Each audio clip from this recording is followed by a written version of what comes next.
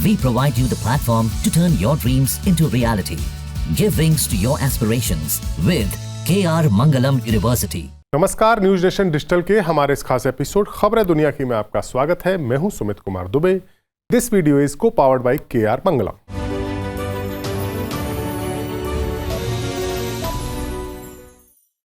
कश्मीर के पहलगाम में हुए आतंकी हमले में 26 भारतीय टूरिस्ट की मौत के बाद भारत और पाकिस्तान के बीच भारी तनाव है। भारत के पीएम मोदी ने इस हमले का बदला लेने का ऐलान किया है। भारत ने इंडस वाटर ट्रीटी को रद्द कर दिया और पाकिस्तान के कई मंत्री इस बात पर भारत के खिलाफ परमाणु हमले की धमकी भी दे रहे हैं। दो न्यूक्लियर पावर वाले देशों के बीच टकराव की इस आशंका ने भी अमेरिकी प्रेसिडेंट डोनाल्ड ट्रंप को परेशान नहीं किया है। उनका कहना है कि दोनों मुल्क आपस में अपना मसला सुलझा लेंगे। दरअसल ट्रंप का पूरा फोकस इस वक्त किसी भी सूरत में ईरान के साथ एक ऐसी न्यूक्लियर डील करने पर है जिसमें ईरान अपने परमाणु ख्वाब को तिलांजलि दे दे, क्योंकि ऐसा नहीं हुआ तो अमेरिका और इजराइल मिलकर ईरान पर हमला कर सकते हैं, जिससे एक बड़ा युद्ध शुरू हो सकता है। इसी सिलसिले में हाल ही में ईरान और अमेरिका के बीच तीसरे राउंड की बातचीत भी हुई, लेकिन इसी दौरान ईरान में एक ऐसी घटना हो गई जिसने तेहरान की सरकार को हिला कर रख दिया है। ईरान के सबसे एक्टिव पोर्ट बंदर अब्बास में रखे हुए कंटेनर्स में इतनी भीषण आग लगी कि तबाही मच गई। अब खबर ये आ रही है कि यह आग उस केमिकल में लगी थी जो चीन से ईरान आया था और उसका काम ईरान की मिसाइलों के ईंधन को तैयार करना था। हालांकि ईरान इस बात से इनकार कर रहा है, लेकिन फिर भी कई रिपोर्ट्स में यह दावा किया गया है कि इजरायली खुफिया एजेंसी मोसाद ने इस केमिकल को स्वाह कर दिया है और ईरान की मिसाइल पावर को तगड़ा झटका दिया है। ईरान की पार्लियामेंट के मेंबर मोहम्मद सिराज ने आरोप लगाया है कि राजई बंदरगाह विस्फोट में इजराइल शामिल था, ये कोई दुर्घटना नहीं थी। उन्होंने आरोप लगाते हुए कहा है कि विस्फोटक कंटेनरों में रखे गए थे या तो मूल देश में या शिपिंग रास्ते के किनारे। हम विस्फोटकों को लगाने में मदद करने वाले अंदरूनी लोगों यानी जिन्होंने गद्दारी की है उनके होने की संभावना से भी इनकार नहीं करते। उन्होंने दावा किया कि स्पष्ट सबूत इजराइल की इन्वॉल्वमेंट की ओर इशारा करते हैं। विस्फोटक 4 अलग अलग स्थानों पर यह विस्फोट हुआ है। विस्फोट से ईरान के सबसे बड़े वाणिज्यिक बंदरगाह शाहिद राजाई बंदरगाह को भी काफी नुकसान पहुंचा है। इस धमाके की लहरें कथित तौर पर कई किलोमीटर दूर तक महसूस की गई। ईरान के होम मिनिस्टर इस्कंदर मोमेनी ने कहा है कि आग पर 80% काबू पा लिया गया है। हालांकि अभी भी अनुमान लगाया जा रहा है कि इस पूरी तरह से इसको बुझाने में और भी वक्त लग सकता है। रविवार दोपहर के आसपास नए कंटेनरों में हुए धमाकों की वजह से आग फिर से भड़क गई थी।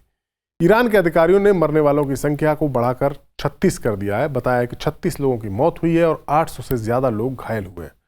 उनमें से 190 लोग गंभीर तौर पर घायल हैं, जिनका अलग अलग अस्पतालों में इलाज चल रहा है।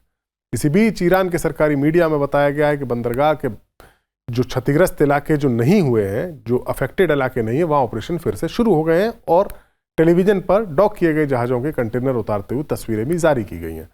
जाहिर है ईरान की तरफ से कोशिश की गई है अपनी आवाम को और दुनिया को ये बताने के लिए कि सब कुछ कंट्रोल में है और नॉर्मल हो रहा है। वही हादसे के कई घंटे बीतने के बाद ईरान ने पहली बार सार्वजनिक तौर पर इजराइल पर इसमें शामिल होने का आरोप लगाया है।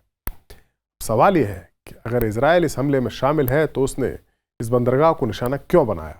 उसका जवाब है चीन। जी हाँ, दरअसल 2-3 महीने पहले एक खबर आई थी कि चीन से 2 जहाज़ों में भरकर एक केमिकल ईरान भेजा जा रहा है।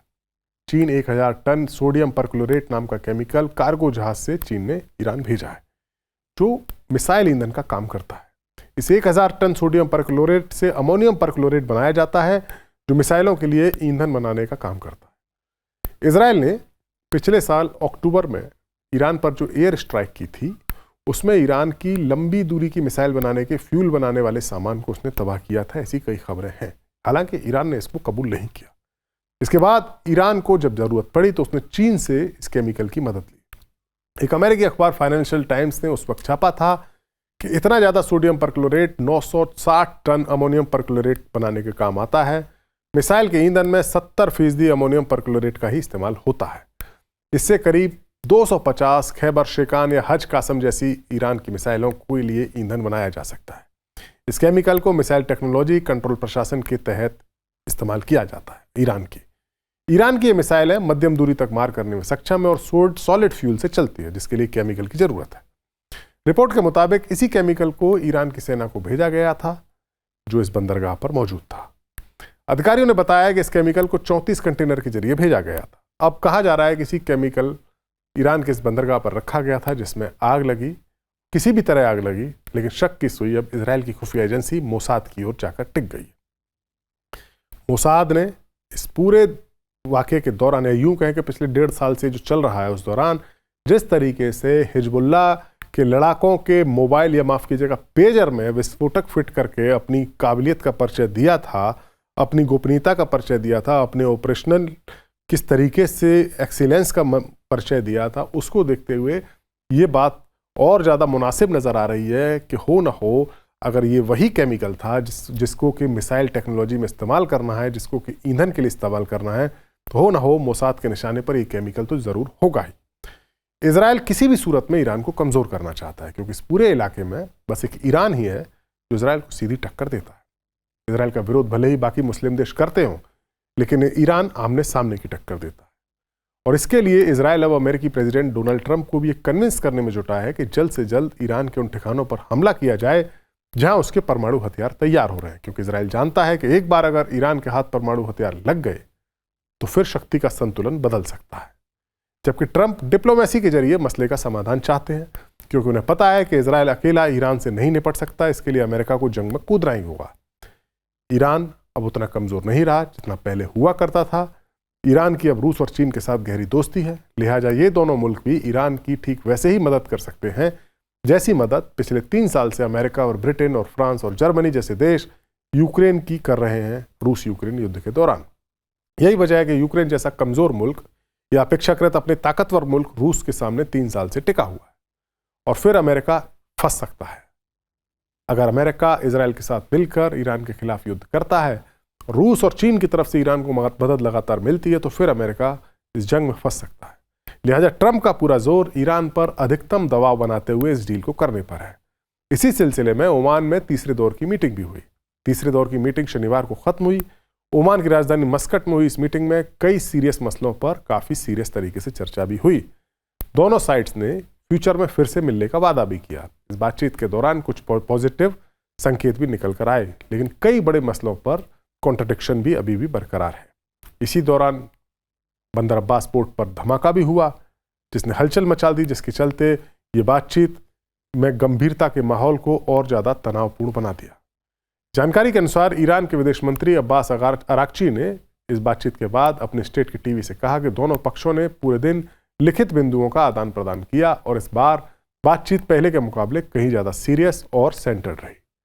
अमेरिका के जो मीडिएटर हैं स्टीव विटकॉफ, जिनको कि डोनाल्ड ट्रंप ने नियुक्त किया है, उनसे जुड़े हुए सोर्सेस के हवाले से ये खबर है, वो ये कहती है कि बातचीत खत्म होने की पुष्टि उन्होंने की है कि बातचीत अब खत्म हो गई है। एक सीनियर अमेरिकन अधिकारी ने भी इस बातचीत को पॉजिटिव और प्रोडक्टिव बताया है।